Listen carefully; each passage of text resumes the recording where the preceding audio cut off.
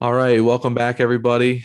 You're here with Alex and Randy. Walk it off, talk it off. Another episode coming at you guys. We're going to recap the series of the week of May 24th. It is currently Sunday, May 30th. So happy Memorial Day to all of you. If you're listening to this on Monday or later, enjoy that holiday. But yeah, this week we'll be covering the week of May 24th series recaps, all the news and notes. So we got some big Marcell Ozuna news that just broke last night. Javy Baez thinks he's a magician, and people somehow agree, but we'll get into that. The Yankees stink again. They're getting beaten by the Tigers. Casey Mize is shoving. The D-backs stink. The O's stink. So got a lot to get into. So let's get it rocking. Can't you see? Sometimes your words just hypnotize me, and I just love your flashy ways. I guess that's why they're broken. You're so fake. Biggie, biggie, biggie. Can't you see? Sometimes your words just. All right, welcome back to another episode of Walk It Off, Talk It Off, guys. It's Memorial Day weekend, feeling good here.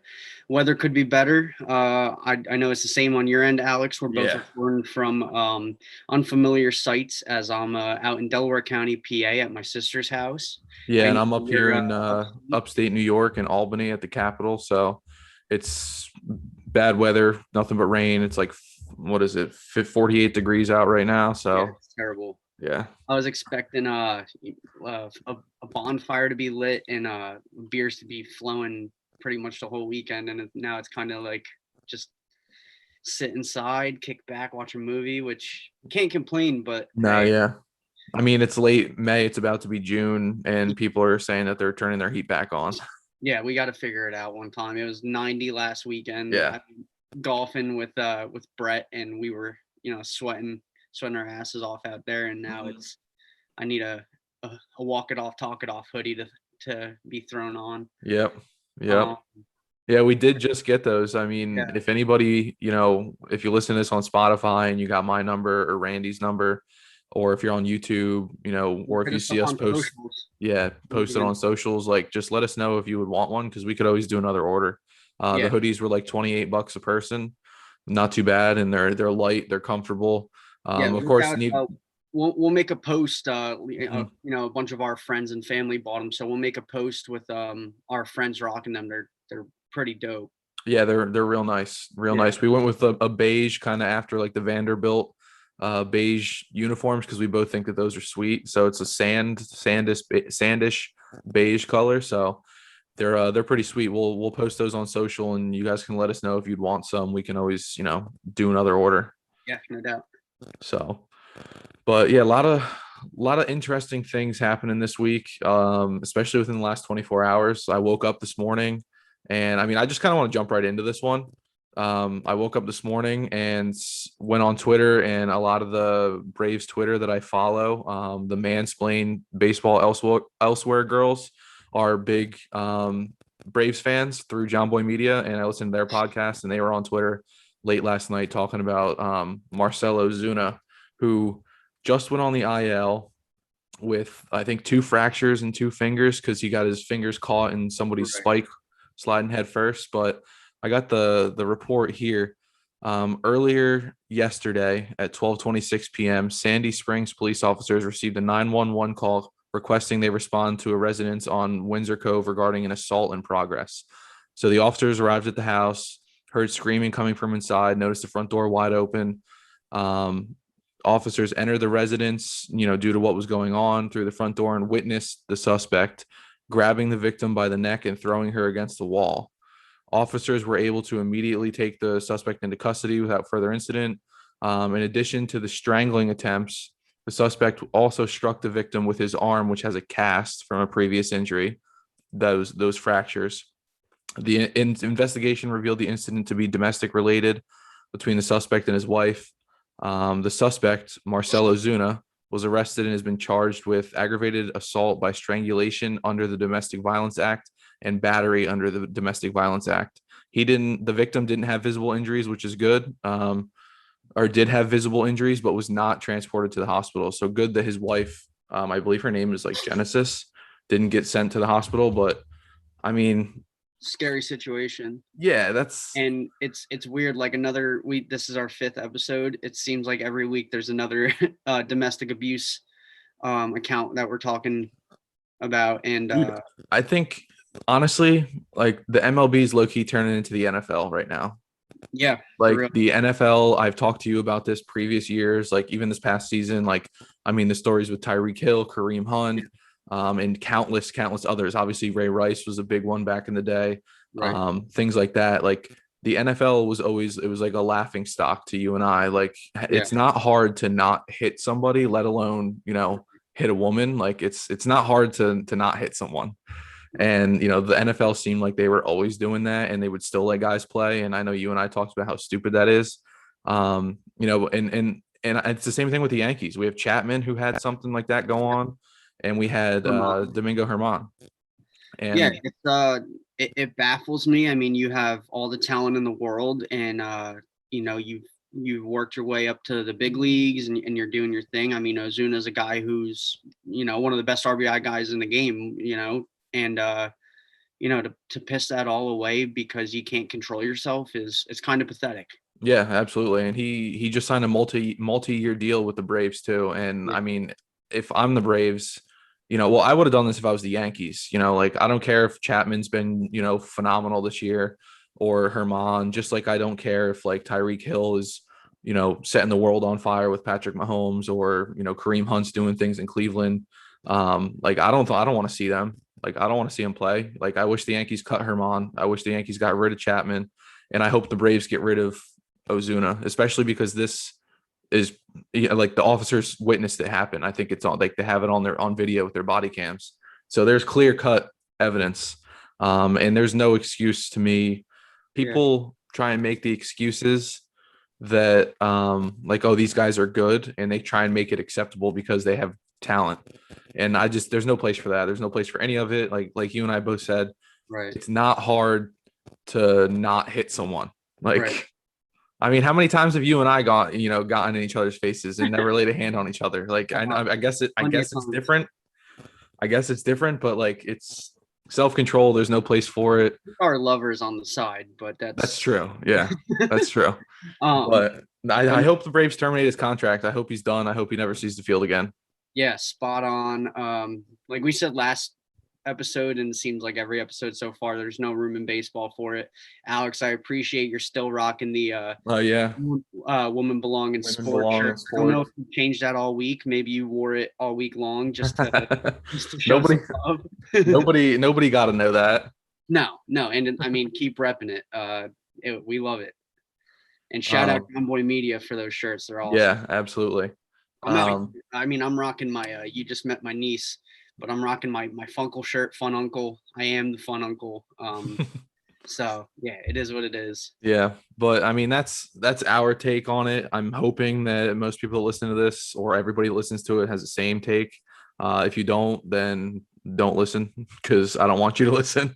Or disagree with us, and we won't really care. Yeah, either way. But just wanted to get that out of the way, because that's some pretty big news, and stupid. So if we want, we can get into the series recaps now, get on to a little brighter note. So I'll start off with the AL early week series. First things first, we go Yankees Blue Jays.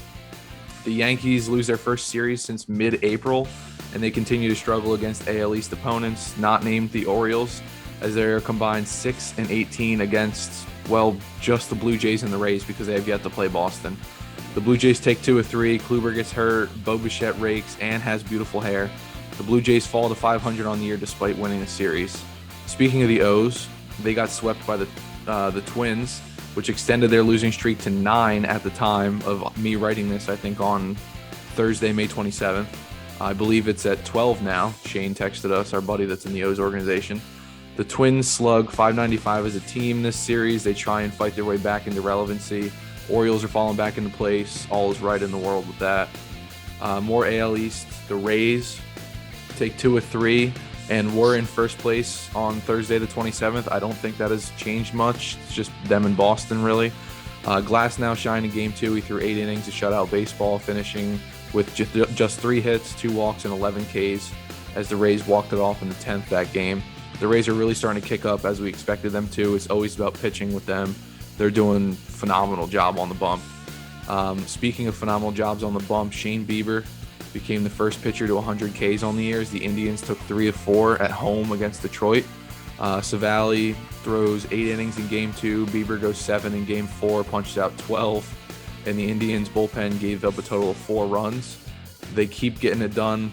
Power pitching, this series they find themselves right in the thick of it with the White Sox, which is kind of surprising to me.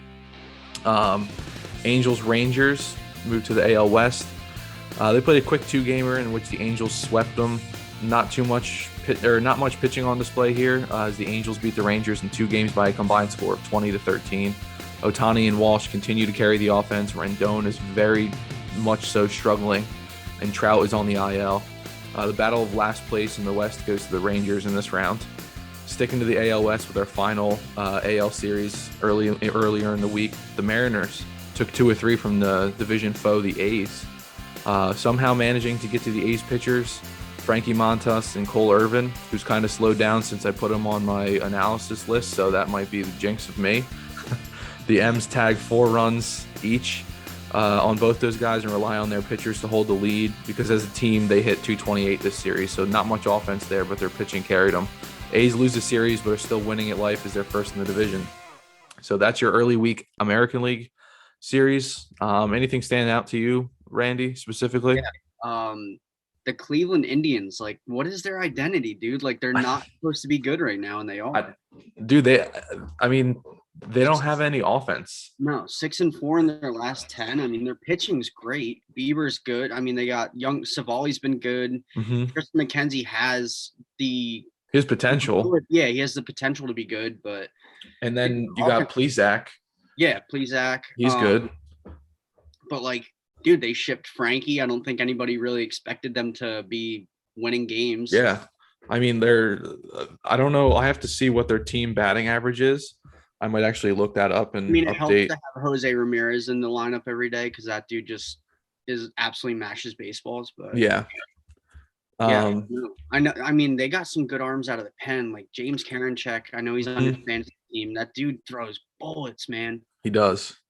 It's crazy. I guess. I mean, that shows that good pitching can do things for you. Yeah, I mean, and being biased here, being a Yankees fan, they were hot for a while because of their pitching. Their offense, which you would think it was going to be, flip-flopped. Their offense was going to try and carry their bad pitching, but it's been the complete opposite. So it is crazy what the good pitching can do. Yeah.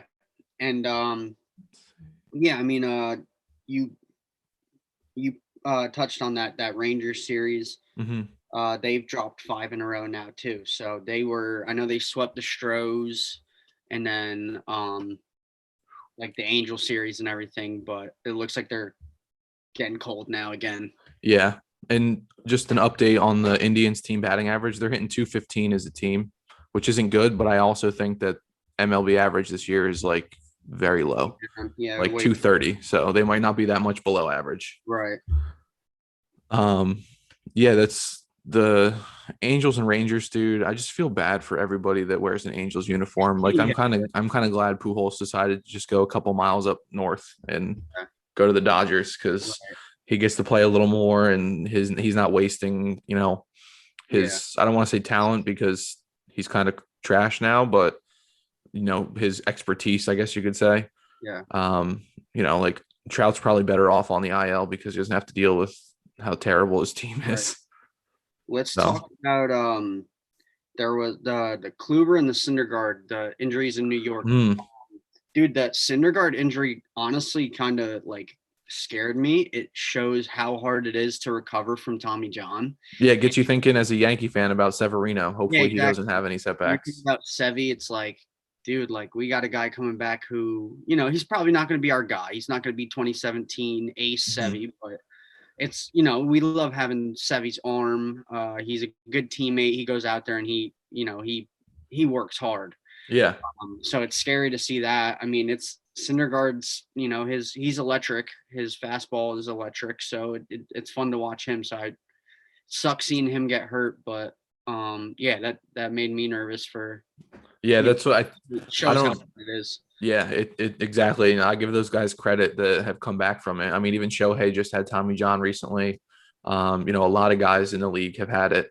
And if to come back stronger or, just as good as you were before, Yeah, that's impressive. So it's right. definitely, it's no joke. I mean, we always do say that, it seems like it's protocol now. Like if you want to be a pitcher, you have to get Tommy John because it's Yeah, just growing in popularity, as terrible as that sounds. right. Um, but it's not easy to come back from. And a lot of guys are getting it, but not everybody can come back from it. So, hopefully Syndergaard is, it's something minor, it's nothing crazy, and he's able to get back on track and can get on the field for the Mets sometime, maybe for the playoffs for them. And Sevy, same thing. Hopefully he stays on track and can come back like after the All-Star break. Right. Yeah, and then touching on the Kluber injury, how big of an injury is this for the Yankees? Like how much does this affect them? I mean, it really stinks because he Yeah. was starting to come up and he's going to be shut down for 4 weeks. Like he can't throw or anything for Yeah, four it's weeks. 4 weeks no throwing, and it looks like 4 weeks of like rehab stuff. So he's out for at least 2 months. And I think that hurts obviously more than it helps Right. because actually we got Mike King on the bump today. Yeah. And I kind of really Yeah. want that. So hopefully he keeps pitching the way that he's been pitching, and that paves the way for him. It just shows though that, good thing we signed Kluber to a 1-year deal, because I think a lot of us might have seen this coming, either him getting hurt or him just being bad. But yeah, Yeah. it certainly doesn't help the Yankees at all, because now we need to figure out where are we going to find our pitching, Right. And I think like you mentioned, we're recording this Sunday and King's on the mound today. Mike King, he could be the answer. He's been throwing well this year. Even Davy Garcia, who got touched around yesterday. Mhm. We'll touch more on that. But like you said, I mean, it's tough because you give Kluber a 1-year, $10 million deal, and you kind of go into it like this dude hasn't pitched for 2 years. He's not the same Kluber. He's been Mhm. doing well. He's coming off a no, which is great. But you kind of expect this, and it's kind of sad to say, but let's hope that he recovers and that's he gets his little injury bug out of the way and can be healthy going forward. But I think Yeah. it definitely affects the Yanks moving forward, just because he recently just took that role of like such a number two. He kind of found his identity in that rotation. And after Cole, he was doing his thing. Yeah, Now absolutely. kind of like back to the drawing board, like We don't know who it's Garrett Cole and then everybody else. Herman and Monty, and you never know what you're gonna get from Monty right now. He's one start is good, one start's terrible. Mhm. Herman's been decent this year. I'm very confident with Herman on the mound. But he's not going to give you like that 8 innings, like shutout performance all the time. Yeah. He's going to let up Yeah. his 2 or 3 runs a game. So I think it just definitely, like messes with their identity. I think of their staff. yeah, because I think Kluber was the only guy that was in the rotation that like wasn't really prone to giving up the long ball. Yeah. Like if you can point out one weakness of Garrett Cole, it's that he gives up home runs. Right. Jameson Tyone just hasn't been good this year, but he's also been giving up homers. Yeah. Monty gives up homers. Herman gives up homers because they have those one pitches, excluding Garrett Cole. They have those pitches where, they just kind of leave it over the middle of the plate or they miss their spot, and Garrett Cole just gives up home runs because especially at Yankee Stadium. I mean, one mistake is it's over the short porch. Well, I think we saw that in was it Monty's last start? Did he pitch against the Blue Jays after the White Sox? Yes, I think the Yanks were up Yanks were up like 1-0. There was 2 outs. A 3-run shot to Bichette. Yeah, there was 2 outs. He walked the 9 hitter, which I think was Tellez, and then walked Simeon, and two out walks right there, and then he gives up a shot to Bo Bichette, who pimped it, by the way, which is pretty dope. But that's you know that's just how they are, those younger guys. But luckily we do have Garrett Cole, who is not only the ace of the staff but also the pitching coach. So Yeah. he tries to help out as much as possible. Yeah, we'll see. I mean, it's gonna be difficult to see how they do going down the stretch. Maybe King or Garcia can step up. Or Yeah, haven't been really impressed with Davey for somebody that Cashman labeled as untouchable. I think he in 2 starts this year he has a 6 ERA right now. So yeah, and I think even down in AAA, I think I saw yesterday or the other day, he has like a ERA north of 5. Yeah. So, but and then a couple more injuries I'll just touch on while we're at it. Brian Anderson's of the Marlins. He's a young stud. He's kind of the backbone of their offense. Go ahead. He's set to miss multiple weeks with a partial shoulder dislocation. Yeah, and it comes at a terrible time too, because Jazz just came back, but he rolled his ankle the other day, so he's been out for the last couple of games. He's listed as day-to-day, but then Rojas just got put on. Yeah, and Rojas just got put on the IL too. He did something to his finger, I think. I think he got hit by a pitch. I know he was last week for getting hit by a pitch, but it could be a different. Yeah, I just saw it like the other day that he was out. I can check the fantasy app. Yeah, so that young Marlins team, I mean, they're fun to watch, but they're a little banged up on the offensive end right now. I mean, and they still have Aguilar, who's been hitting well. He's been matching Garrett Cooper. Yeah. Let's see. Rojas. Yeah, Rojas is on the 10-day IL because due to a finger. Yeah, he suffered a dislocated. Go ahead. A dislocated left index finger on Thursday. Okay. Yeah, it sucks to see him and Jazz, getting banged up. They're both young guys that have been, exceeding all expectations this year. So hopefully they come back healthy. Anderson can recover, rehab, and come back healthy. Honestly, I think that if the Marlins are competing, I think that's good for the game of baseball. Yeah. And I mean, in that division, anything could happen. That's anybody's race. Even though we expected the Phillies, the Braves, and the Mets to all kind of maybe win like 90 games this year, it doesn't look like that's going to be the case. And I think that they're all going to be around the same. So if the Marlins can just like stay relevant somehow, they're like, dude, even last year, weird season, Marlins were a playoff team, and it's kind of exciting. Like I think they won a playoff game. They beat the Cubs. They won the first series, and they lost to the Braves in the next round. And dude, I remember we were texting and we were like, yo, like we're going to root on the Marlins. Like they're fun to watch. I remember joking because the last time the Marlins had made the postseason was 2003 when they beat the Yankees in the World Series. So I was like riding the wave saying like, oh, the Marlins haven't lost the playoff series since 2003. But the hype beast that you are. Yeah. But you can't lose a playoff series if you don't get there. So and then another injury was Max Kepler. He's been dealing with a hamstring all season and playing through it, but he, I think, just got put on the 10-day IL. He was removed from their game the other day. So damn, that stinks. To look out for. Not something the Twins need.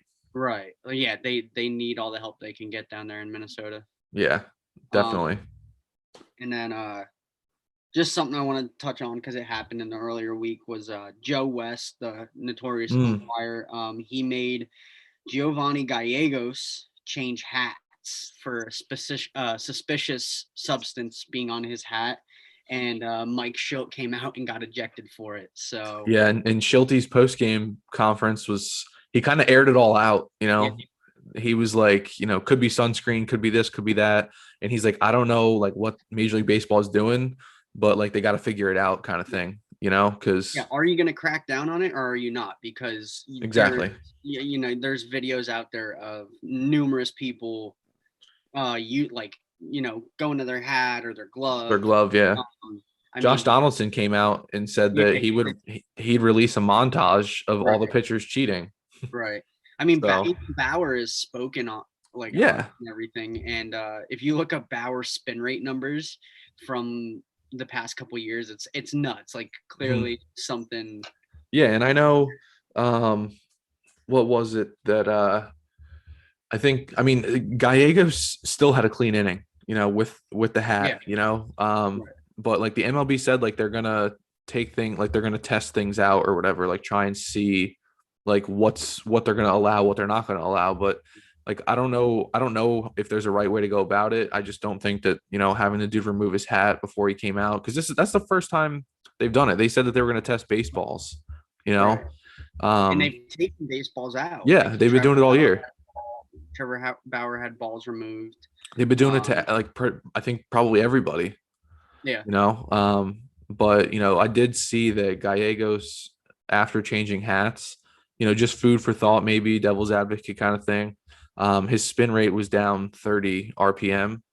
Wow. Still had a clean inning though.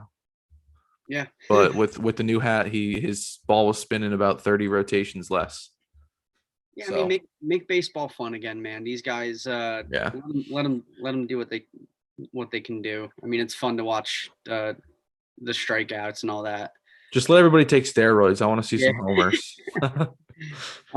Yeah. So I mean, that's pretty much everything I wanted to touch on for the bigger stuff. We'll touch on more later, but if you want, we'll get into the NL series. Yeah, absolutely. Tell us what happened. Yeah, let's do it. All right, so the first series I got is the Phillies and the Marlins. Phillies and Marlins split here as two teams looking to find their identity clash. Marlins bats were hot in Game 1 as one of their Rookie of the Year candidates continues his domination, and that's Trevor Rogers.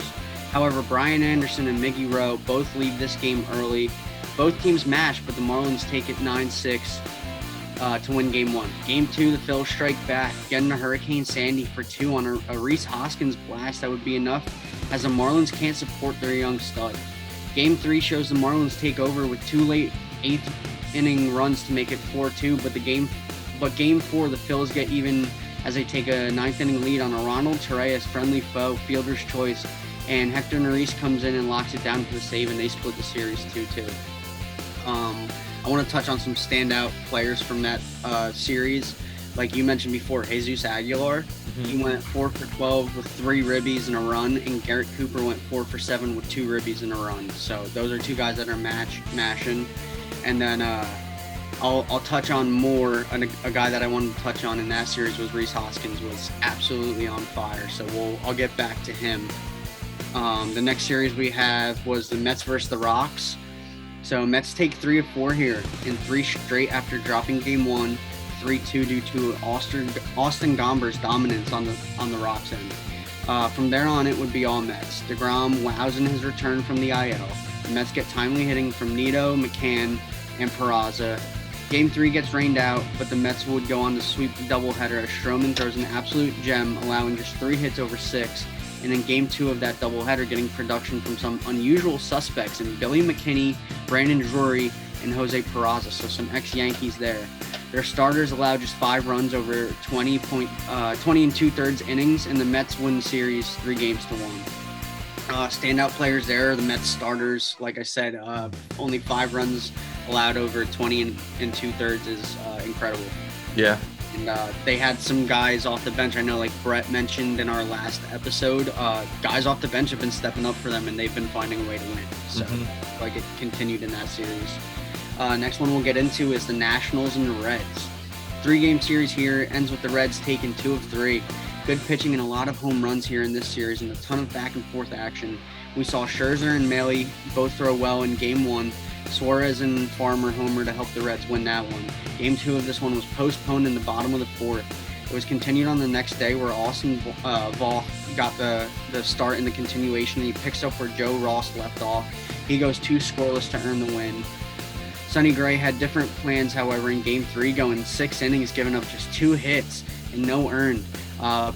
Big Sonny guy here. I loved when he was in New York. I'm glad he's doing his thing in Cincy. Eugenio Suarez gets to Strasburg in the first, and the Cincy boys end up putting up 3 total to win it 3-0 and take the series 2-1. Next series we're going to go is out west, D-backs and the Giants. The D-backs misery continues. Here as the Giants sweep the quick 2-game set.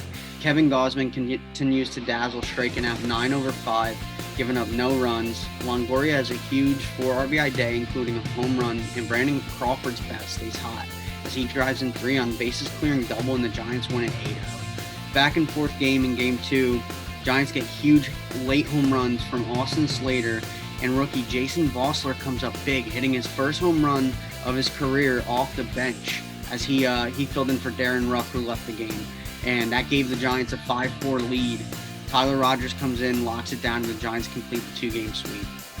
Last matchup of the NL for the early week series, we have the Brewers and Padres. A very good matchup here as both teams take 2 in this 4-game set. Woodruff continues his dominance, going 7 innings pitched, allowing only 3 hits, no earned, and K's 8. Games 2 and 3 were all Padres, though, as Musgrove and Paddock combined for 10 in the third, just 1 earned over that span. Eric Lauer throws well for the Brew Crew in Game 3, and he even hits his first home run, but it wouldn't be enough. Game 4, the Brewers fight back, though. The newest Brewer, Willy Adames, has a huge game, going 4 for 5 with 4 ribbies, including a 7th-inning home run to spark the Brew Crew. Jackie Bradley Jr. walks it off in the 10th in this one on a single, and the Brewers take it 6-5 to split the series with the best team in baseball. Some good stuff there, man. Yeah. Some good stuff. It was Padres. Padres are really heating up. I mean, they've been hot, but You're nuts, man. like now it's been pretty crazy. They I was looking today, they have like 32 wins or something like that. They don't have 20 losses yet. They got a 1.5 game lead over the Giants. They're taking care of business, that's for sure. Yeah. They're must watch. We'll get in. I got some exciting stuff on them in the later week. Nice. With the faces. With the Astros. Yeah. But yeah, Mets are finding a way to win, man. I have stuff on them as well. With the late week stuff, things that they just did against the Braves yesterday. Yeah. Some guys are heating up that they need to heat up. So hopefully that continues for them. Yeah. And then Phil's fans, this might put a smile on your face. A guy that probably no one expected to be doing it this year is Vince Velasquez, and he's got a 2.95 ERA on the year. He's been low key shoving, and dude, I did not know that, honestly. Yeah, he went 6 strong. He only gave up 3 hits and he K'd 5 against the Marlins. So his only issue is that he throws a lot of pitches. Like his command is always his issue. So if he can dial in the command, he'd be good. Yeah, he's good stuff. He just could never control it. He throws hard. Yeah, and then Rhys Hoskins in this series essentially just put the team on his back. Mm-hmm. He went 5 for 12, drove in 2 home runs in the series. So sheesh. He dropped the hammer there. Yeah, he has to because Harper's hurt. Right. And so Phil's fans, hopefully that I know they split there with the Marlins, but that's gotta, put a smile on your face that Rhys is heating up. Yeah, absolutely. So yeah, that's pretty much that's all I got for the NL. Some good matchups there. Yeah, I got we got 3 interleague games. Yeah, if you want to take it away with interleague, and then I got some stuff to chime for that, we'll get into the bigger topics. Yeah, so we'll kick it off.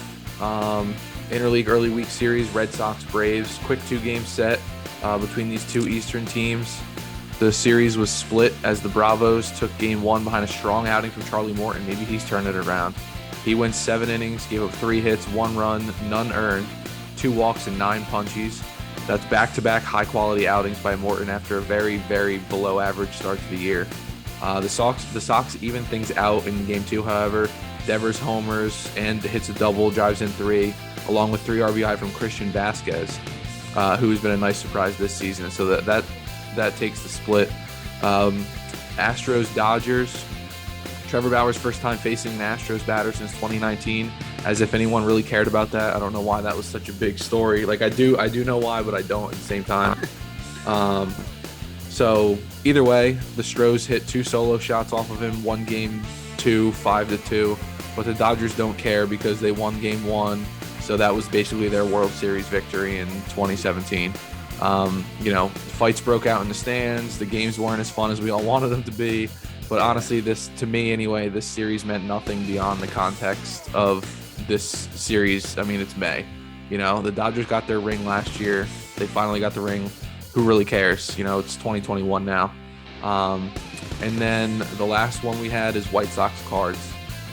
This was supposed to be really good. Unfortunately, it wasn't. The much anticipated Giolito versus Flaherty matchup was very underwhelming as the White Sox get back on track, beating up on Jay Flair and the Cards, tagging him for 7 runs. Only 3 of those 7 were earned and 3.2 innings of work. His worst outing of the season by far to this point, and it also gave him his first loss of the year. He was 8-0 up to that point. The White Sox end up taking 2 out of 3 as the Cards win Game 3 thanks to a strong offensive performance by Tommy Edman. Giovanni Gallegos, as we mentioned, had his hat taken out of play before he even threw 1 pitch, and Schilt took exception, got tossed for arguing, but Gallegos still had a clean inning and helped them get over that hump and take Game 3 to try and keep themselves in the race for first place in the NL Central. So that's it with that. We kind of touched on all the some of the big stuff there, but you said you had something that you wanted to talk about. I just think it's funny that Dodgers fans are still salty from 2017. Dude, I know some people say Yanks fans are too, but it's like I'm not. I could care less. I mean, honestly, I know I have friends. We both have friends that are still mad about it. But when the Yankees played the Stros, what was that, the first week of May or whatever? I did not care about that series beyond the context of the series. Dude, at the end of the day, they've knocked us out of the playoffs in 3 of the last 5 years. So we really don't have anything to say. Exactly. And cheating or not cheating, they have been our kryptonite. Yeah, exactly. So yeah, I saw Dodgers fans were waving them goodbye after Game 1. There were fights in the stands and whatever, dude. It's put it in the past. It's baseball, dude. It's a game. Yeah. I understand people might be mad about it, but I'm at the point now where I agree with Dusty Baker. I mean, there's 4 guys on that roster that are still there, and it just happens to be that it's or 5 guys. It just happens to be that it's the whole infield. Yeah. Which stinks, but even before that, those guys are good ball players. They didn't need to cheat, which is what was the worst part about it. But yeah, I mean, I'm over it. I think everybody else should kind of be over it too. We can't change what happened in the past. We just got to keep moving forward. And I hate to tell you people this, but you can hate on the Astros all you want. They're still good. Yeah. They're not going to go anywhere. They're still good. I mean, I picked Breggy to win AL MVP this year. I hope he does. I hope he kind of shuts some of the haters up because I like him, and I hate Carlos Correa a lot, but I also love him at the same time. But yeah, I mean, you can hate Altuve. That's fine. You can hate whoever you want, but Altuve's still going to hit. Correa is still going to hit. Gurriel is still going to hit. Bregman's going to hit. Your words are not going to take the bats out of their hands. No, they're still going to do the damn thing. And I mean, they don't even need Yordan Alvarez just absolutely mashes baseballs, dude. They got guys that can hit, they got guys that can pitch. They just always find a way. And I love Dusty Baker too. So yeah. And then you mentioned Breggy for MVP. Mm-hmm. I'm gonna make a case here. Vladdy for MVP. Yeah, he's that dude terrorized the Yankees this series and all year so far. Yeah, and been terrorizing the whole league. Mm-hmm. Yeah, it's safe to say that Vladdy's here, man. He's here to stay. Yeah, that he absolutely is. That dude's nasty. What's let me. Yeah, I want to pull up his numbers. Yeah, I want to see real quick how he's doing. He's got so he's hitting 331. Jeez. 16 bombs, 41 RBI, 39 runs scored. So he's got to be amongst the league leader in all those categories. I think he is. I think he is the league leader. Maybe one back in the home run race. I don't know. He might be tied for first. Yeah, I think he might be tied with Shohei. Maybe Shohei, Adelis. I know Acuna has 15 or 16. Yeah, they're all up there. Let me. I'm pulling up now. So Vladdy's 4th in Major League Baseball in average. He is tied for first with Adolis Garcia with 16 homers. Fernando Tatis and Acuna and Ohtani are all right behind him. RBI, he's 4th with 41. He's not in the top 5 in hits. Stolen bases, obviously, he's not going to do. But yeah, so he's He's up there. He's no slouch, man. He's what everybody expected him to be right off the bat. Right. In 2020 his rookie year. Last year was 2019 or 2019. Yeah. Yeah, 2019. I Everybody. think he got called up like a quarter way through that season. Yeah, because they had to do the whole, we got to keep you down in the minors Right. for X amount of games so you can get your reps. But in reality, Yeah. we just want an extra year of control over you. Yeah, Stupid. exactly. But yeah, no, this is what everybody expected him to be, which, I mean, you're a fool if you thought he was going to come up and just absolutely do this from the get-go. Right. So, I mean, it sucks that the Yanks have to see them so often, but like it's fun to watch, man. If you're a baseball fan, how could you not love watching that's Vladdy? why we need George Springer to be healthy, because I texted you the other day that 1 through 4 or 1 through 5, whatever, like we need that as baseball fans. Like we need Simeon, or Springer, Simeon, Bichette, Vladdy 1 through 4. Like we need that, and I hate that the Yankees got to play him 18, 19 times a year because I love the Blue Jays, dude. I love those 4 guys, like that young core. So yeah. And then since we're on the AL now, I'll go over the Mickey Callaway incident. Yeah. So for those of you that don't know, Angels pitching coach Mickey Callaway, he's the ex-manager of the Mets. Mm-hmm. He was suspended by the MLB through the 2022 season, and he was fired by the Angels over sexual misconduct allegations. Rob Manfred states that an investigation found that Callaway had violated MLB's policies, and a passage from ESPN states, 5 women, all of whom work in the sports media, spoke to The Athletic under the condition of anonymity, accused Callaway of inappropriate behavior that included sending shirtless pictures, requesting nude pictures, and in one instance thrusting his crotch in a reporter's face while she attempted an interview.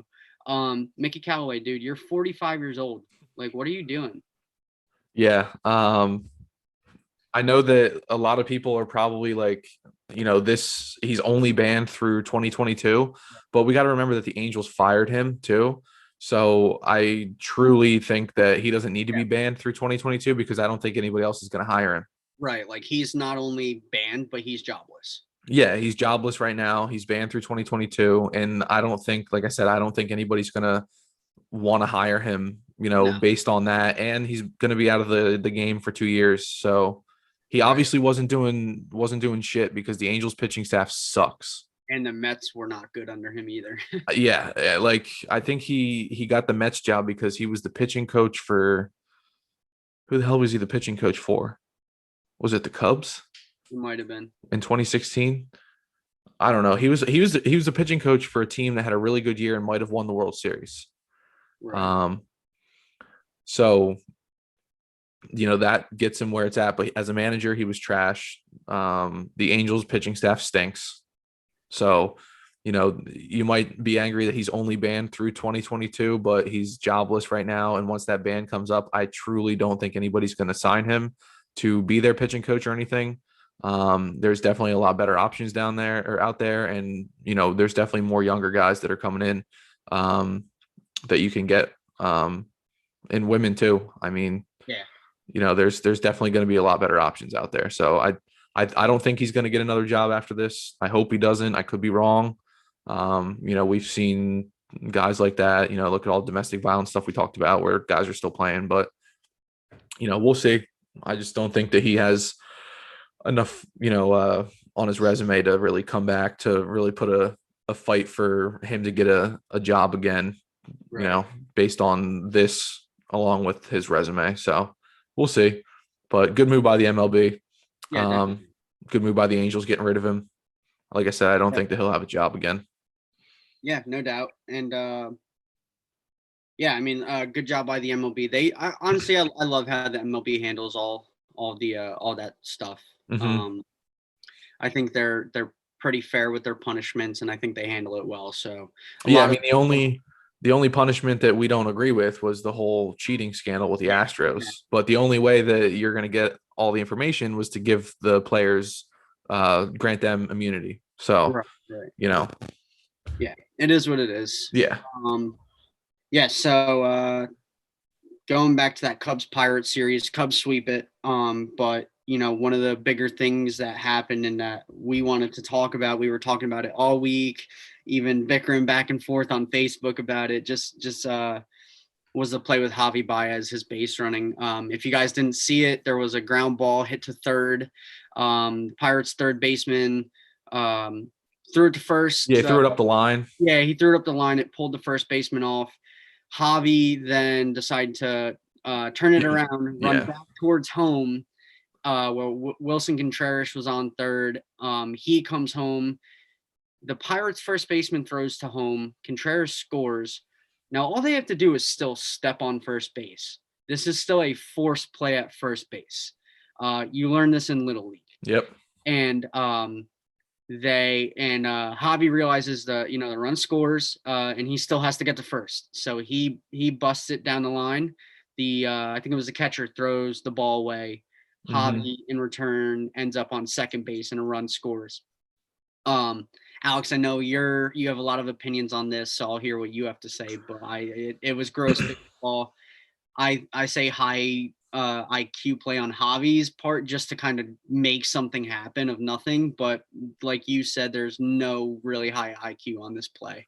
Yeah, there's definitely not, and I hated every little bit of like hype that like even the MLB social media accounts gave it. Like El Mago, like, Javy is a magician. And then like they showed they posted something like the next day about like the Cubs players' reactions. Like Anthony Rizzo was like rolling in the dugout laughing, because that's something that happens in Little League.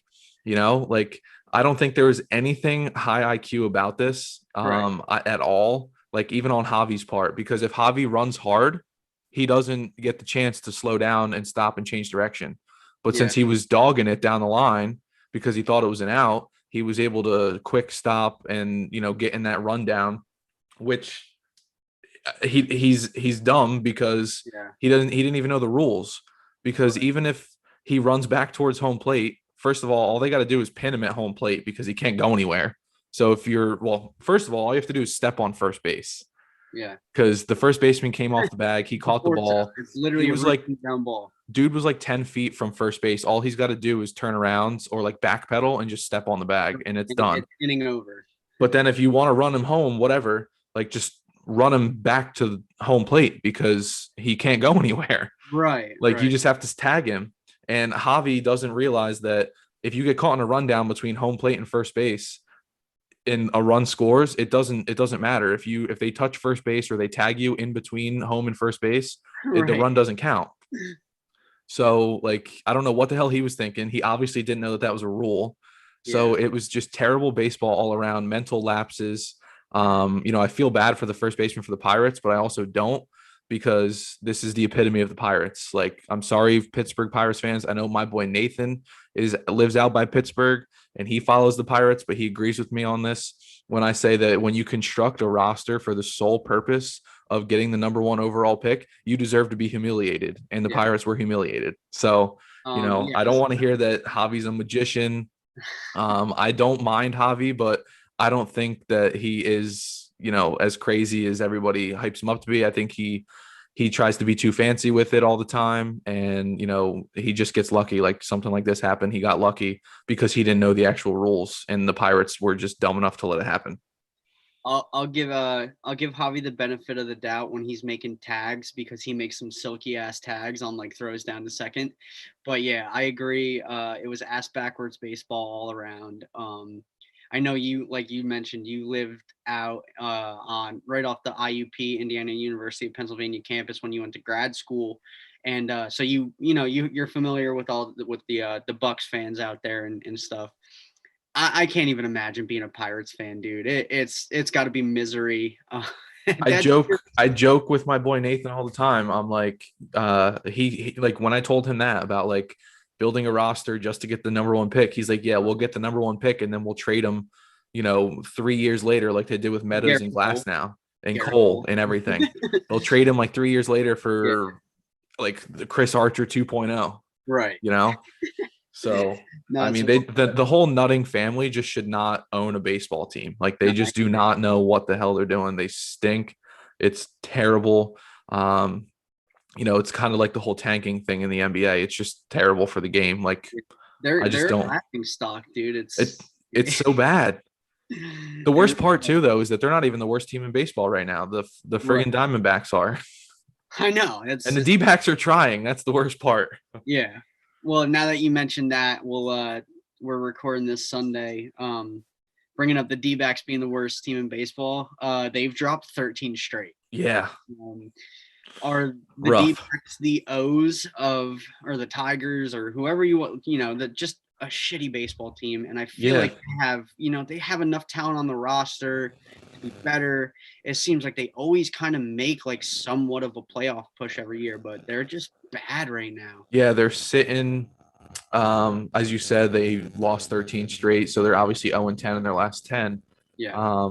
They're sitting 16 games back of the Padres right now. They're 18-35 on the year. Yeah. That is the worst record in baseball by one game, because the Rockies are one game better than they are at 19-34. But after that, the next closest would be the Pirates at 20-31. But yeah, that's I don't know. I mean, they do have talent, like you said. I mean, Zach Gallen's hurt, so that sucks. But like, Ketel Marte was hurt. he just came back and he's still playing well. Like, he kind of picked right back up. Eduardo Escobar's not having the 2019 season that he had, or 2018 season that he had, but he's still hitting well. Right. You got the freight, you got the freight train, David Peralta. I mean, Carson Kelly behind the dish. He's been having a career season. I mean, Christian Walker should be good too, the predecessor of Paul Goldschmidt out there.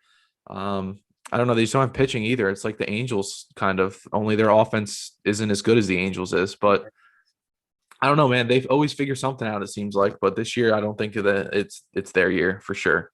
Yeah, definitely not. And then, like you mentioned before, kind of the situation that O's lost 12. Shane texted us last night. Yeah, the O's dropped 12 straight. They haven't won since the Yankees decided they didn't want to win that last game of the series against them when I was down in Baltimore. So that's kind of funny. Yeah, that seems like forever ago almost. Yeah. So like it's 12 straight for them, which we're not surprised by this. And it's funny that when Shane texted us, both of our reactions were that they need to call Shane up. Yeah. So, I mean, Hayes is on the IL. So, I mean, speaking of call-ups too, it's probably only a matter of time before we see Rutschman get the call, right? I think so too. I think, if they're playing this poorly, why not just call him up and give him his opportunity? Dude, they literally have nothing to lose. No, like, they were not expected to be in it at all this year. They definitely didn't expect it. Matt Harvey has lost his 5th straight start yesterday. I saw they traded Rio Ruiz too. Oh, did they really? I didn't see that. Yeah. To who? I think the Rockies. Okay. So 2 bad teams making a trade just to stay just as bad. They traded Rio Ruiz to the Rockies. That was a guy who, like, last year in the weird season, like, raked for them, and everyone was like, oh, like he's could be part of the rebuild. Dude, I think it's kind of like the NBA bubble syndrome. Like, Tyler Hero last year for the Heat was an absolute monster in the bubble, and now he's trash. Yeah. Now they're like looking at a sweep. Well, they did. They got swept yesterday. Oh, did they? I didn't. Yeah, they're done. Oh, all right. Well, yeah, the Bucks beat them by like 18. Our friend of the pod, friend of both of us, Tim Hurd, if you're listening to this, you know what it is. You talked a lot of shit on my Nets this year. He got swept. Nets are they're up 2-1 on the Celtics right now.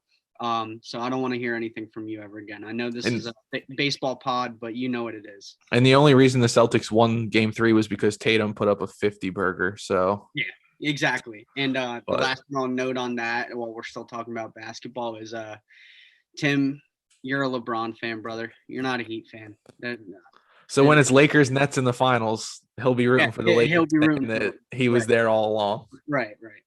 Just like every other year. So that's a little ball busting that we enjoy doing with our always pod. Tim, we appreciate you listening to the pod and supporting. But yeah, so crazy stuff going on there. It's a lot of stuff going on, and the Yanks haven't been playing that well either. I know we'll get more into them with the late weeks. If we want to get into that now. Yeah, you want to jump into the AL? Yeah. Yeah, we'll jump right in. First series, as I just mentioned, is the Yankees and Tigers, and I've been wanting to like pull my eyelashes or my fingernails out watching this because it's been terrible baseball. So the injury-riddled Yanks struggle here, losing the first two. As Casey Mize, like Alex mentioned before, K's 7 over 5. He matched up against Garrett Cole, which was a great pitching matchup. He gave up just 1 earned in the game. This game went into extra where Robbie Grossman takes who do you know here Wilson deep, sending the Tigers home and sending Justin Wilson to the IL. Justin Wilson stinks. Hopefully Britton can come back and we don't have to see Wilson much longer. Yep. Or at least in big game situations. So, and then game 2 was played yesterday. The Tigers bats were hot. They put up 4 earned on Davy Garcia in his second start of the season. He's been kind of disappointing. Hopefully he gets a chance to stay up and maybe, improve on his numbers.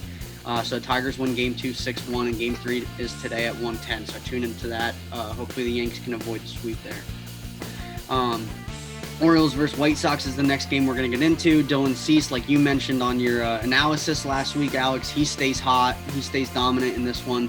He struck out 10 over 6. So if you guys took Alex's advice and you picked him up in your league, you should be looking at a pretty good performance there. So he K'd 10 over 6, gave up just 1 earned. And then a little controversy here, a little laughing. Yermin is homering on 3-0 again. Yermin Mercedes. I don't know. I don't think Tony Russa had anything to say on this one, but good for you, Yermin. He has a big game. Yeah, he drove in 3 in this game on 2 hits. The White Sox win game 1, 5-1. Game 2, however, was postponed, so we saw a doubleheader baseball yesterday where Rake Lamb, Yohan Moncada, and Jose Abreu, they raked their way to drive in 7 combined. A lot of good stuff there. White Sox take game 2, 7-4, and they look to win 2 in 1 day as Lance Lynn shoves on the mound. Billy Hamilton, Speed Demon, and Jose Abreu, they both stay hot. Sox win that one 3-1, and they go for the sweep today at 2:10 as the O's remain one of the coldest teams in the league, losing 12 in a row, looking to make it 15 today. So then next game we got the Blue Jays and the Indians. Blue Jays stay hot. Game 1 here as they put up 6 runs in just 3 innings. Gurriel, Panic, and Espinoza drive in 3 each to help Hyun-Jin Ryu, who continues to be the ace that he is, picking up his 5th win and improving to a 2.26 or 2.62 ERA on the year. Game 2 was rained out yesterday, so a doubleheader will be played today starting at 1:10.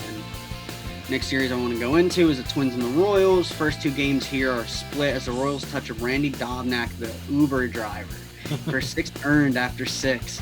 Chris Bubik throws well, and 3-hit Witt turns into 3 ribby Witt as he drives in 3 for the Royals. Carlos Santana drives in 2 as well, and the Royals take game 1, 8-3. Twins bounce back, however, in game 2. In a back-and-forth game, some clutch hits and sloppy play on the Royals and help the Twins win at 6-5, and game 3 will be played today at 2:10, so tune in to see who wins this AL Central matchup. 2 more games here, or 2 more series here, as we got the A's versus Angels. 4-game set here as the A's dominate the first 2, holding the Angels to just 1 run over the first 18 innings of play. Chris Bassett, we posted on our socials about him. He throws a complete game 2-hit shutout with 9 Ks. And Sean Manaea follows him up with 6 2/3 innings of good pitching, giving up just 1 earned. Sean Murphy drives in 3 over the first 2 games to help the A's start, but the Angels are able to steal game 3. Ohtani does what he does best. He drives in 2. What else is new? And Alex Cobb shoves, going 7 scoreless innings of 3-hit balls, striking out 8. Angels win at 4-0, and game 4 is today at 4:07. A's looking to win the series there. Final series of the late week AL matchups is the Mariners and the Rangers battle in the West. Battle of bad teams. The Mariners take the first 3. Chris flexing that muscle. Tosses 7 shutout innings, giving up just 3 hits and striking out 6 to start the series. He's followed up by Kyle Lewis driving in 2 on 2 hits, including a home run in game 2. M's bullpen throws 4 scoreless after Justice Sheffield leaves in the 5th. To help secure the win 3-2. Game 3, late homers from J.P. Crawford and Mitch Haniger power the M's to another 3-2 win. They go for the sweep today at 4. Yeah, I was just looking. I made a mistake earlier. The Orioles are the worst team in baseball. by one game. Okay. Or by one game. They're 17-35. The D-backs are 18-35. Yeah, and they unfortunately they're playing the White Sox right now. So. Yeah, and the White Sox are 31-20. And have one of the better records in the AL. So yeah, the O's are probably going to get swept today. Yeah, like they're facing Giolito too today. So yeah. So yeah, it's some good, but also some boring matchups there, sadly, because there's just a lot of bad teams. I know, man. Like that, the A's Angels series, like you expect that to be so good, but it's not. I think I've mentioned this before, and we've talked about it on a previous episode. Like for a good team, the A's are so boring to watch. I know. Like if you want to get into baseball, don't ever watch an Oakland Athletics game, because that will be the epitome. Like it'll be what everybody tells you that baseball is. Like everybody thinks baseball is boring if they never played or they're not into it. So don't watch the A's, because that would keep you from ever watching baseball again. Like I watch a lot of baseball, and when Chris Bassett threw his 2-hit shutout, the only reason I heard about it was because they posted that picture with the Trident. With Trident, yeah. Yeah. Yep. So, yeah, like they're born to watch. The Twins and Royals both stink. That series is not that great. No, I mean, even though the Twins are like 6-4 in their last 10, still not fun to watch. Like I don't care. They got a long ways to come before I can give them their credit where it's I agree. Blue Jays Indians is a good one. Yeah, the Blue Jays are struggling though, man. They're like in their last was it their last 10? I think they're like 4-6. Okay. I think I saw, or they've let me check again. I just want to make sure I get that right. 3-7 in their last 10. Yeah, 3-7 in their last 10. 2 of those came against the Yankees. Yeah. So they're struggling. They've fallen. So now the top 3 are, it's really just the Rays and the Sox, and then the Yankees are 3.5 games behind the Rays and 3 games behind the Sox. So it's I feel bad for the Jays. I hope they turn it up, but outside of Ryu, they don't really have much pitching. Right. Yeah. So yeah, I mean that covers most of the stuff going on in the AL. Tune into those games if you're a fan of baseball or a fan of the teams. Mm-hmm. A couple good games there, but Alex, if you want to take it away with the NL, do your thing. We'll get it going with more bad teams. The Cardinals and the D-backs, as we talked about earlier, the D-backs have lost 13. Cardinals got, good for the Cardinals coming to play the D-backs at this point in time. They're sitting in first place now by half a game. They go for the 4-game sweep today at 4:10, as we see Kwang Hyung Kim versus Matt Peacock.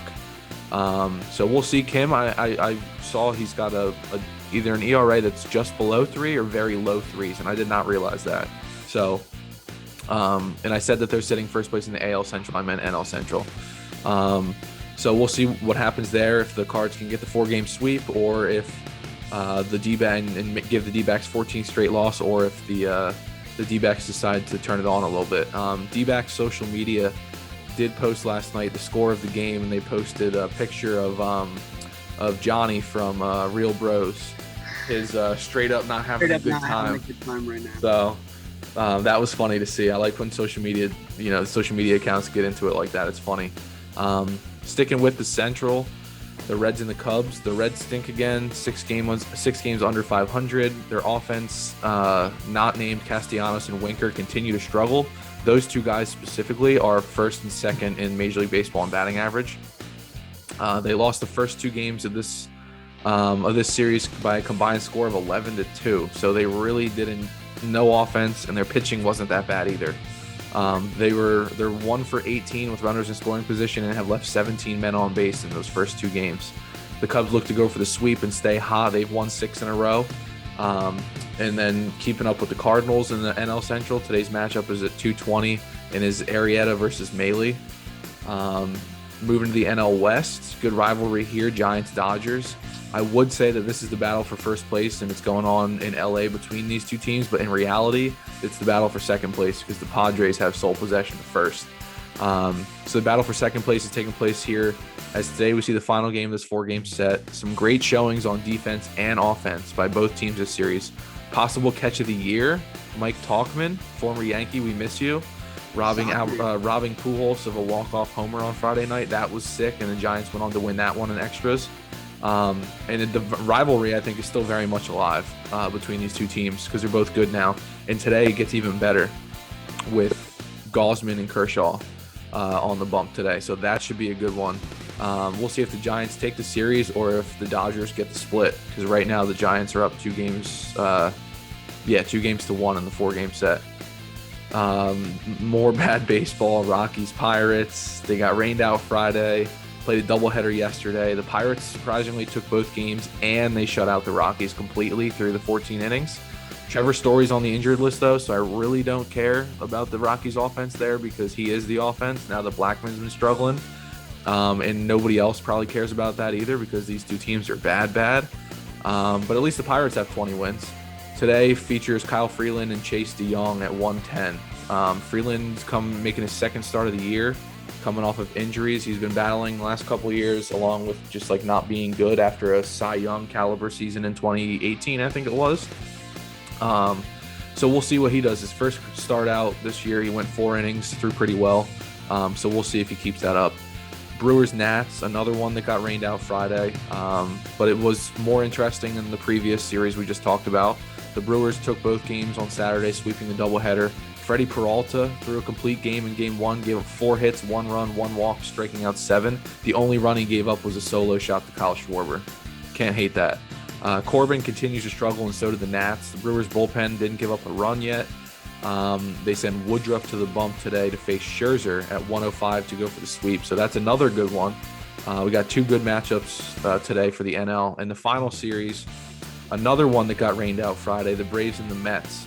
But they didn't play a doubleheader yesterday. I don't know when that game's going to get made up. I tried to find it. I couldn't see anything. So it's just a quick 2-game set now. Yesterday, the Mets offense absolutely exploded. 13 runs, tagged Ian Anderson for 4 of them through 4 innings. They hit 5 homers, 2 of them by Lindor and McCann, who could possibly be heating up. That's something the Mets need. They send DeGrom to the hill to face off with Max Fried and go for the sweep today on Sunday Night Baseball on ESPN at 7. So again, could be another great pitching matchup in the NL. So we have 3 games that I would say that people should look out for, and hopefully they watch. The Giants-Dodgers, which is Kershaw and Gausman. I believe that's on at 4 o'clock today.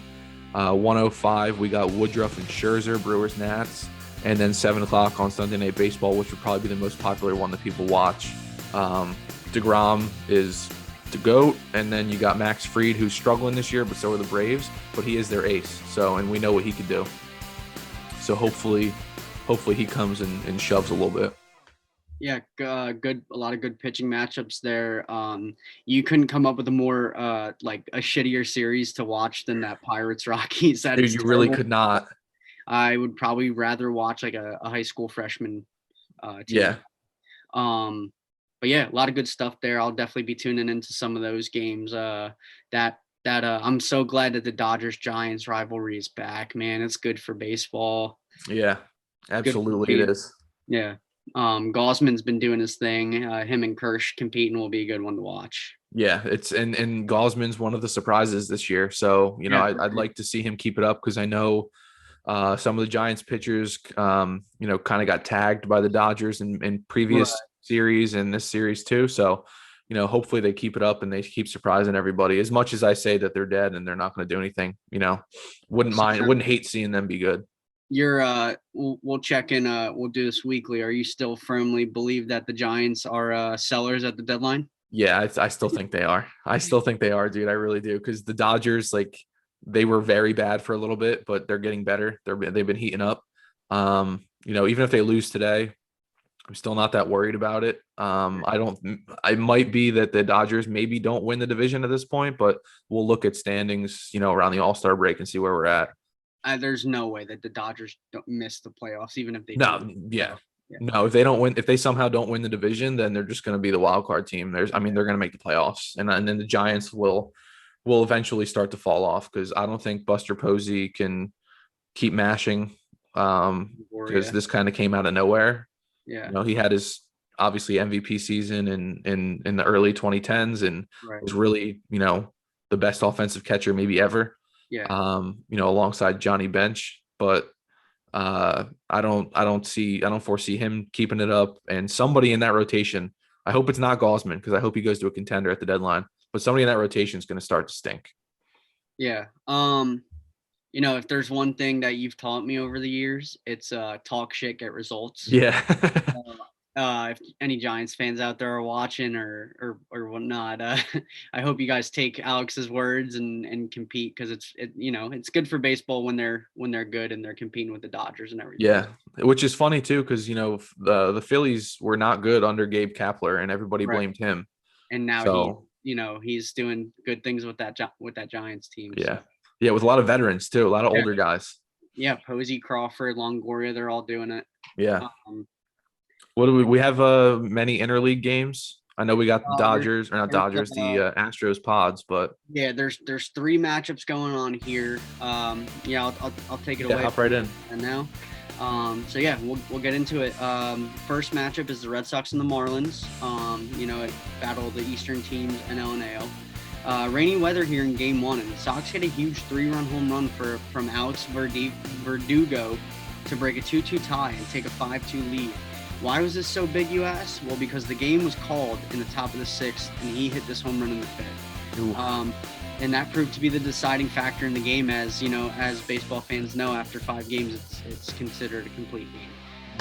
So the Sox end up winning at 5-2. That home run pays dividends. Game 2 with a full crowd in the stands at Fenway for the first time since 2019. That's awesome. Yeah, it was. I watched a couple highlights and replays and stuff. I didn't catch the game, but the fans were electric, man. Those Boston fans, as the Yankees fans know, they're rowdy, man. They bring it for sure. Yeah, for sure. And another guy who brought it was Nasty Nate Eovaldi. He delivers. He went 5 1/3. He gave up just 4 hits, no runs, and he paid 7. RBI knocks from Bobby Dahlback, Kevin Plawecki, and Hunter Renfroe prove enough to win it 3-1 as the Sox take the first 2 and they go for the sweep today at 110.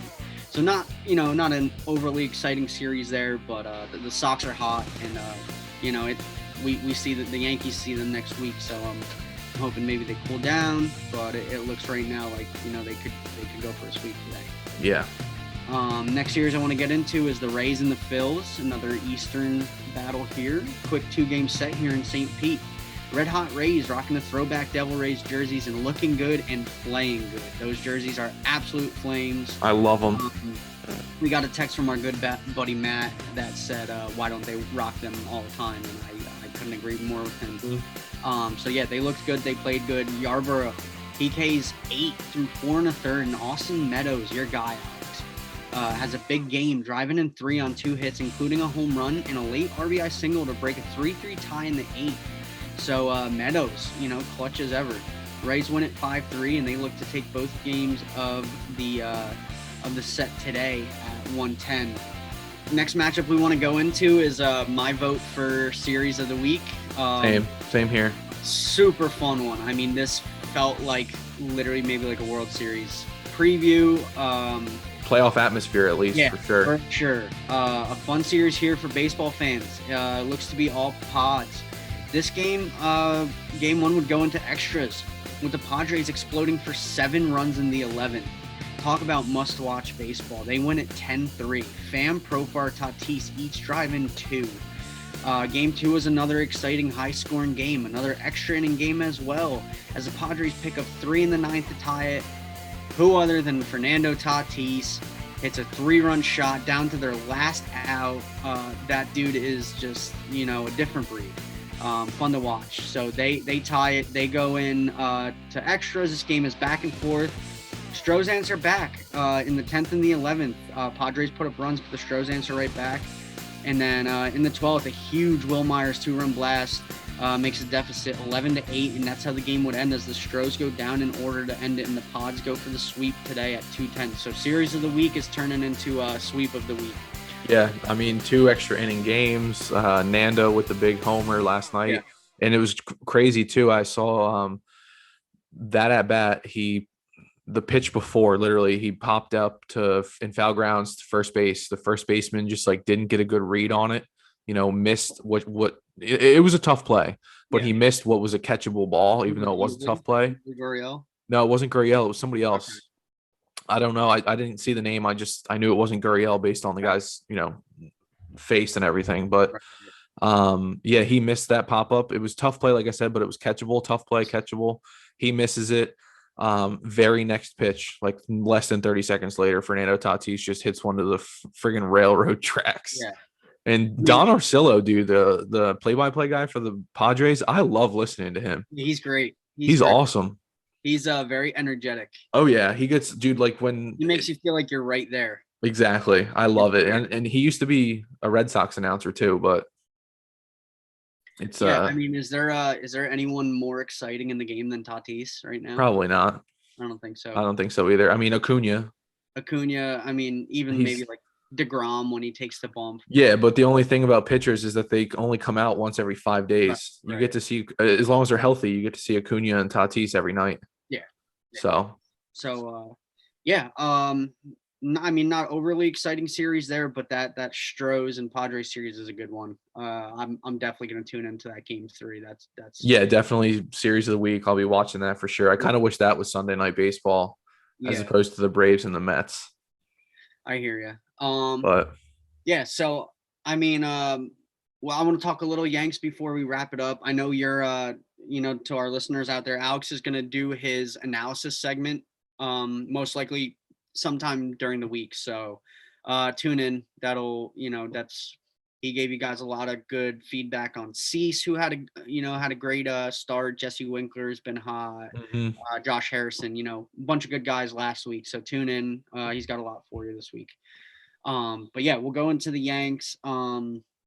I know last week we talked about the center field, the issues going on there with Hicks being pretty much done for the year.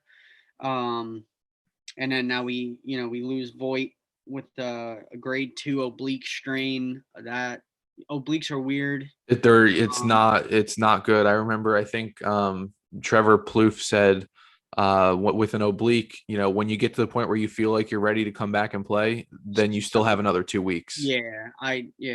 They're tough too, like for hitters especially, because you're using the obliques every time you swing. Yeah, every time you swing. And I think we've seen like Judge dealt with it, yeah. With it, maybe Stanton, and I think Hicksy maybe once dealt with it. Probably, but a grade 2 strain is pretty severe too, so that's not good. No. Dude, it sucks because he just came back. He's played 10 games this year. Just came back. I'm pretty sure his wife is about to have their baby if she hasn't already. So like a lot of good things were going for Luke, and then he has this injury happen. That kind of stinks, but I guess everything happens for a reason. It could be good timing, in a blessing in disguise, because his wife is about to give birth, so this could allow him to be around for her more than for 1 or 2 days. Right. Yeah, so but still, we want him in the lineup. Yeah, it sucks not having him in the lineup. I mean, because now we got to go first base. We got to go with like Mike Ford. You could. I mean, put DJ there, but then you got Odor at second, who's batting, like one in the one. Like his poor hitting was being like overshadowed by a lot of other people. Like who was it when we had Jay Bruce? Jay Bruce was terrible. Yeah, right. So like he was being overshadowed. Now it's coming out in full effect. Even on Talking Baseball is I think it was Talking Yanks most recent episode. They talked about Chris Gittens in AAA. Yeah, absolutely mashing, and like, dude, he's the past 2 years he's come up for us in spring training, and the dude's hit like light tower home runs. Like at this point, it's like, what are you losing if you call him up and send Ford down or send someone else down? Like I know Albert Abreu's up. Send Abreu. I think him and Devi just got sent down after the game yesterday. So yeah, I mean, I wouldn't mind seeing Gittens get a chance. At this point, what do we have to lose? Like exactly. We just lost 2 games to the Tigers. Clearly, the offense isn't there. Yeah, and I mean, ball just shut us down pretty much. Yeah, and I know, like we had Florial up for a couple of days. Like I think he's still up. I don't know if he got sent down. I think he's still up. Is he? If he did get sent down, that's not surprising. I'd be more surprised if he was still on the roster right now, but he's hit a few homers in the minors, but like his batting average was like 206. Right. Yeah, he Like was that's not he's an elite center fielder. He plays a great center field, but hitting wise, he's not the answer because he's just going to do the same thing that Brett Gardner and Clint Frazier do, but just with a better glove. right. So I Yeah. mean, So, it's our roster right now is it's a little weird. So hopefully we figure that out. We can they got to make a trade for somebody. I think, dude, they have to. I think we'll see the DeShields trade go down sooner or later. Which also kind of stinks because he's basically Brett Gardner too. Like he doesn't hit very well, but he can play great center field. Yeah, like it's not, we have guys that can already play center. Like Yeah. Gardy can do it, Florial can do it, but it's the offense that we need. Mm-hmm.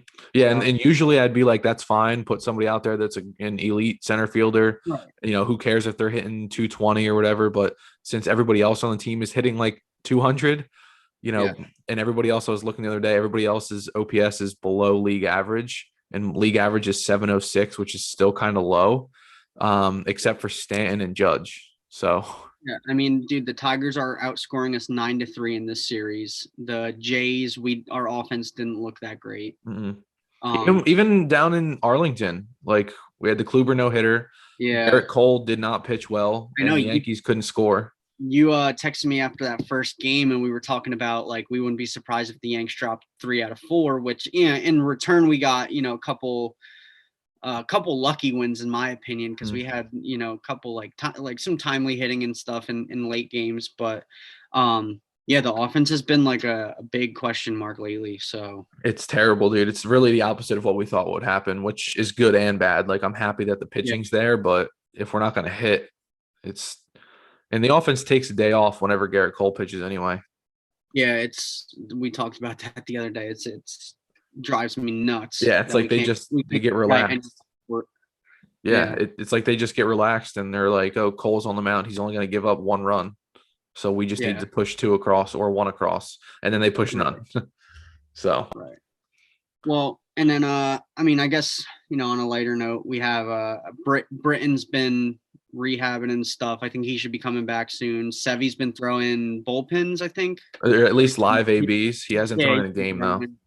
But I do think we should be getting some arms back, but like it's still not doing the offense. Yeah, I do think I saw that Britton's beginning his rehab stint with the Patriots with Somerset today or tomorrow. So yeah, that'll be good. Like I mentioned before, hopefully Britton can come in and we don't ever see Justin Wilson in a high leverage situation again, because that pissed me. Yeah. Why did we bring him in for the save? Like. Right. Yeah, I mean, even if Chapman's not available that day, there's got to be. There's other arms in there that aren't him. Maybe maybe we're thinking matchup things if he was facing lefties, but like you have the rule now where he's got to face 3 batters, and Robbie Grossman is, I believe, a switch hitter. I think at the very least he was hitting right-handed against Wilson. Yeah. So yeah, I don't know if that's obviously some of that's on Wilson, but some of that could be poor managing decisions. I don't know. We'll see what happens. Hopefully, like we said, with Britton coming back and Wilson's on the IL now. Right. Hopefully he just doesn't pitch for us again. Well, I mean, there's Yanks fans. I know it's been, this series of it has been tough, but it's not going to get any easier either. This week we got the Rays and the Red Sox. So. Yeah. So we'll see. Like I mentioned earlier. Yeah, like I mentioned earlier, the Yankees have yet to play the Sox, but outside of the Orioles, so basically against the Rays and the Blue Jays, the Yankees are 6-18. Yeah. So that's not good. No. So it's tough. The Rays always have our number. We try to outsmart the Rays. You can't do that. It's not possible. Just play your game, but the Yankees never do. Is that in Tropicana or is that at Yankee Stadium? That's at home. Oh, okay. So that's a little better. Yeah. So we're at the stadium for the Rays and the Sox. Oh, it's a 4-game set against the Rays too. So they play tomorrow. That'll go from Tuesday, or that'll go from tomorrow to Thursday. Yeah. Go right into the Sox. Come right into town Friday for the weekend. Yeah, that's right. Because tomorrow's Memorial Day, so probably everybody's going to be playing matinee 1:00 games. Mm-hmm. Yeah, they'll probably do like patriotic theme or something. Yeah, yeah. Break out some cool jersey stuff, cool hats. Yeah. So Yeah. So I mean, that's for the Yanks fans out there. Hang tight. Better days are coming when we get our guys back. I know we say this every year, but it is what it is at this point. baseball is a long season, man. It I is. mean, We're it's in gonna May. be it's gonna be peaks and valleys. Yeah. So we'll see where we're at with the All-Star break. Then we can really decide if we want to start panicking or not. Yeah. So Other than that, Alex, enjoy your Memorial Day, my man. yeah, you too, bro. I'm definitely gonna enjoy having the day off tomorrow from work. Is gonna be nice. For sure. So yeah, enjoy it. Everyone out there, enjoy your Memorial Day. Drink something tasty and spend some time with the family and the friends and whatnot. And yeah, eat some good food. Thanks for listening, guys. Like Randy said, have a great holiday weekend. Enjoy that day off tomorrow. If you're listening on the day off, we appreciate that. But be safe, be kind, enjoy yourselves. We'll see you again. We'll all see you probably midweek, and we'll see you again next weekend for sure. Yeah, thanks guys, and look out for our merch. Yeah, absolutely. Don't forget to comment on social media when we post that up and let us know. So take it easy. Deuces. Flashy ways, guess that's why they're broken. You're so biggie, biggie, biggie, can't you see? Sometimes your words just hypnotize me, and I just love your